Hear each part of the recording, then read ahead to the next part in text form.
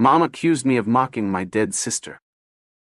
My 20-year-old sister, Amy, 26, was diagnosed with leukemia when she was only 9 years old, following a year of numerous misdiagnoses. I was only 3 years old at the time, so I barely witnessed it, but it left a deep mark on our family. I always liked my sister, but we were never very close because we were polar opposites. She was an introverted, shy, and understandably sensitive person, while I was a bubbly, hyperactive child. I always wanted to play with her even when she wasn't feeling up to it, and I'm sure my insistence hurt her feelings more than once, but we moved past it. Over the years, however, she became more closed off, and after I moved out for college at 18, we stopped talking entirely. Around 5 months ago, my parents called to tell me her cancer had returned. I was in the middle of my college semester, but I decided I didn't want to be barely a witness again, so I resolved to be there. Immediately after finishing an important exam, I went to the hospital. At first, she didn't want me to see her like that, but I convinced her. Knowing her, I avoided heavy conversations,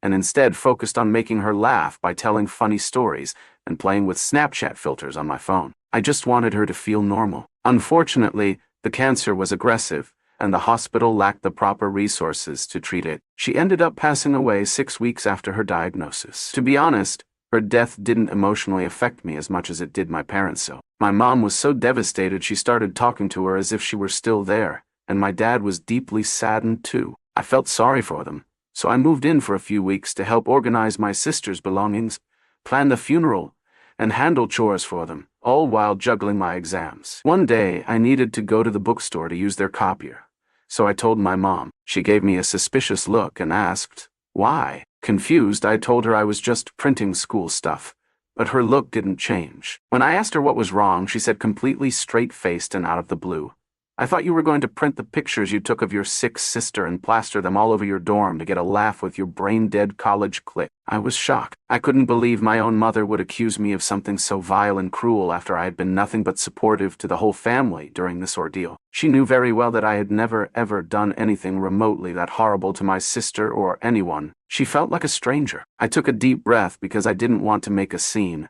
and I calmly said, "That was incredibly inappropriate. I am deeply hurt and offended that you could even suggest such a thing after all the support I've given to my sister and the family. I'm going back to college now because I don't feel comfortable staying here anymore. I don't know if I ever will, but you and Dad can still contact me if you need help with the paperwork." Then I left. After that, I texted my confused dad to explain why I had left so suddenly, and he immediately took my side. He left the house too without saying when he'd return. My brain-dead college clique has been nothing but supportive. However, my mom keeps calling me, accusing me of abandoning her and being a monster. She has shared morbid details about my sister's death, like saying I wasn't there when my sister cried out of embarrassment during diaper changes or had a crisis and attempted suicide. A lot of these personal details are things I don't think Amy would have wanted shared, but now that I know them, I can understand why my mom is so traumatized and why she's struggling now that she's alone. Still, I don't know if I can forgive her.